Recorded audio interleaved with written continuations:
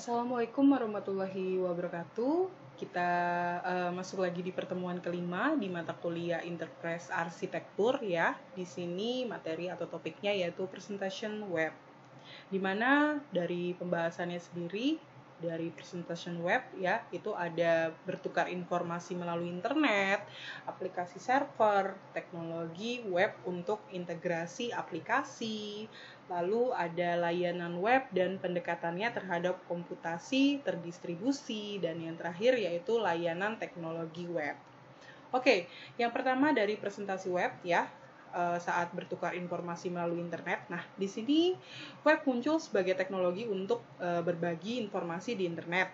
Namun dengan cepat menjadi media untuk menghubungkan klien jarak jauh dengan aplikasi di internet, dan juga baru-baru ini ya dengan munculnya layanan web, media untuk mengintegrasikan aplikasi di internet.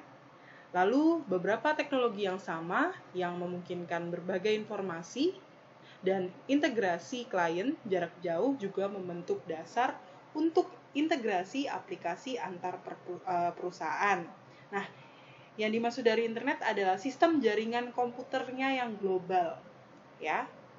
Nah, di sini pertukaran informasi melalui internet ya, ada sebelum menggunakan web dan sesudah menggunakan web.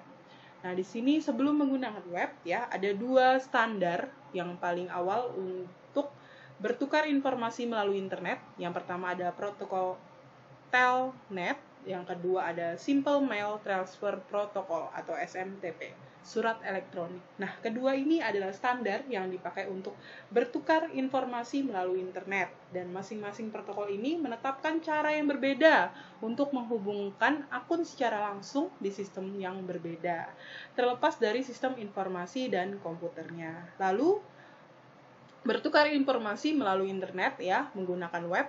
Nah, di sini yang lebih dikenal sekarang seperti HTTP, HTML, ini nggak asing lagi buat kalian ya, server web, browser web. Nah, ini merupakan evolusi dari teknologi awal ya. Selanjutnya dari web sendiri juga, di sini HTTP bersifat generik karena juga mendukung akses ke protokol lain seperti FTP atau SMTP. Nah, tim kerennya yang mengembangkan HTTP ini dan konsep terkait lainnya juga muncul dengan nama World Wide Web, juga dikenal sebagai web. Kalian tidak asing lagi mendengar kata World Wide Web atau dikenalnya sebagai web. Nah, kemudian pengembangan lebih lanjutnya diambil alih oleh World Wide Web Consortium atau W3C dengan tujuan mempromosikan standar web.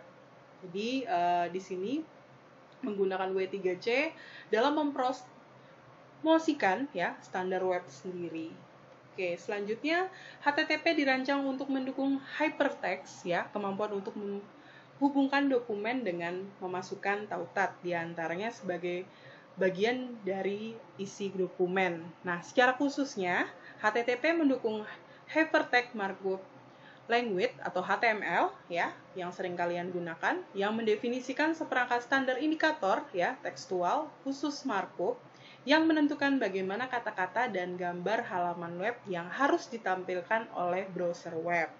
Ya, dia yang akan mengatur nanti. Nah, selanjutnya informasi dipertukarkan melalui HTTP dalam bentuk dokumen. Ya, informasinya ditukar melalui HTTP dalam bentuk dokumen yang diidentifikasikan menggunakan Uniform Resource Identifier atau URI. Nah, dokumen yang dipertukarkan dapat bersifat statis ataupun dinamis, yang berarti bahwa konten dokumen tersebut dihasilkan pada waktu akses. Oke, lalu proxy atau gateway-nya berpotensi memproses URL dan konten pesan yang ditangani, sedangkan tunnel-nya tidak. Nah, di sini juga untuk proxy dan gateway dan tunnel ini semuanya merupakan konsep penting yang memungkinkan aplikasi HTTP menghadapi tantangan integrasi yang ditimbulkan oleh lingkungan web seperti firmware, load balancing, sampai dengan terjemahan data. Nah, ini adalah gambar dari interaksi antara klien HTTP dan server HTTP dapat melewati beberapa perantara. Ini perantaranya. Dari HTTP proxy maupun klien melalui melewati beberapa perantara sampai hingga akhir ke HTTP gateway atau HTTP server ya. Oke, batasan dari HTTP sendiri ya, terlepas dari kelebihannya, HTTP memiliki batas juga. Yang pertama, HTTP tidak menenskripsi data sebelum mengirimnya. Nah, di sini jika seseorang menggunakan sniper jaringan untuk mencegat pesan antara server HTTP dan kliennya, mereka dapat membaca pesan tersebut. Dan di sini juga oleh karena itu, Netscape mengembangkan Secure Socket Layer atau SSL, protokol yang menggunakan enskripsi kunci publik untuk melindungi data yang ditransfer melalui TCP atau IP. Ya, tidak merta-merta dokumen itu tidak dibuat dulu enskripsi atau kata kuncinya, pasti dibuat dulu lalu ditransfer data tersebut. Nah, lalu ini adalah HTTP server dan HTTP client yang menginskripsi halaman yang dipertukarkan. Ya, ini ada dua layer, application layer dan network layer. Nah, di sini menunjukkan HTTP yang berjalan di atas SSL, ya. HTTP di sini berjalan di atas SSL dan membutuhkan server atau browser untuk mengaktifkan SSL itu. Ya. Di sini untuk mengaktifkan dari SSL ini. Oke, selanjutnya untuk yang kedua, ya, HTTP bersifat stateless. Artinya protokol tidak memberikan dukungan apapun untuk menyimpan informasi di seluruh transaksi HTTP. Nah, di sini juga meskipun dikirimkan dari klien ya, yang sama ke server yang sama, tidak ada indikasi hubungan apapun antara dua permintaan yang berbeda. Nah, di sini juga oleh karena itu, pengembang aplikasi bertanggung jawab untuk menyimpan dan mengelola informasi di state tersebut ya. Nah, selanjutnya aplikasi server. Nah, di sini aplikasi server ini mengingatkan pengguna web untuk mengakses sistem informasi dan memaksa platformnya ya, atau di sini platform middleware yang sudah dibahas di minggu lalu, memberikan dukungan untuk mengakses web dalam bentuk aplikasi server. Nah, di sini diberi akses ya dalam bentuk aplikasi server. Lalu dalam middleware untuk aplikasi server juga banyak ya. Salah satunya itu server aplikasi setara dengan platform middleware yang telah dibahas di atas. Ya. Nah, sampai dengan koneksi standar dan API sebagai JDBC dan ODBC. Ini adalah middleware untuk aplikasi web. Ya. Selanjutnya, ini adalah gambar, di mana gambar ini yaitu middleware untuk aplikasi web, ya. Dan server aplikasi mencakup logika aplikasi dan lapisan presentasi. Ya, di sini ada lapisannya, ya, untuk protokolnya yang digunakan, ada yang membatasi juga sampai dengan ada layernya juga. Oke, selanjutnya dari aplikasi server, ya. J2EE sebagai inti dari aplikasi server sendiri dan inti fungsionalitas dari aplikasi server. Dapat dijelaskan dengan memeriksa salah satu atau dua kerangka kerja untuk middleware berbasis web. Ada dua, yaitu J2EE Sun dan Microsoft.NET.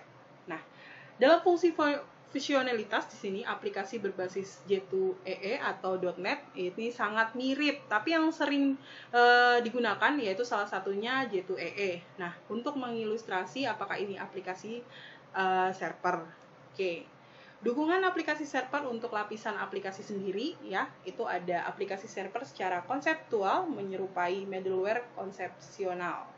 Dan fungsionalitas yang disediakan mirip dengan Corba, monitor TP dan broker pesan. Itu sudah Ibu bahas di slide sebelumnya atau pertemuan sebelumnya. Inilah sebabnya mengapa aplikasi server tidak terbatas pada integrasi berbasis web, tetapi juga dapat digunakan untuk IAI. Nah, di sini di J2EE ya, dukungan untuk logika aplikasi berkonsentrasi pada 3 spesifik utama, yaitu EJB, JNBI, dan JMS. Nah, ini adalah dukungan aplikasi server untuk lapisan aplikasi ya. Di mana presentasi layer ada lagi layer aplikasi logiknya. Aplikasi server mendukung lapisan logika aplikasi. Nah, di sini banyak dari 3 tadi, ada semua di sini. Oke, selanjutnya dukungan aplikasi server untuk lapisan aplikasi, di mana berdasarkan interaksi yang dengan komponen lain ya, mengelola status dan presentasi spesifikasi EJB-nya ya, didefinisikan sebagai 3 jenis bin yang berbeda. Ada 3 jenis bin. Yang pertama session bin, kedua entity bin, dan yang ketiga adalah message driven bin ya. Nah, di sini dijelaskan dari 3 itu, dari 3 lapisan aplikasi itu. Session bin di sini menangani sesi dengan klien yang dapat berupa stateful atau stateless ya. Kalau di entitas bin ya berada di luar batas sesi dengan klien. Nah, kalau untuk di message driven bin sendiri, yaitu tambahan terbarunya dalam EJB yang melayani interaksi asinkron ya dengan klien. Nah, selanjutnya untuk session bin ya, stateful bins-nya menjaga keadaan percakapan dengan klien. Di sini contohnya khas stateful bin adalah keranjang belanjaan online. Nah, pada saat kalian melakukan aplikasi dan kalian memasukkan belanjaan kalian ke keranjang belanjaan online tersebut ya, untuk session bin. Lalu entitas bin ya, status disimpan dalam database atau di penyimpanan persisten lainnya. Nah, ini masuk ke dalam database-nya langsung. Nah, untuk message driven bin ya, interaksi asinkron dicapai melalui perpesanan dengan pesan yang tidak bertindak sebagai klien ya.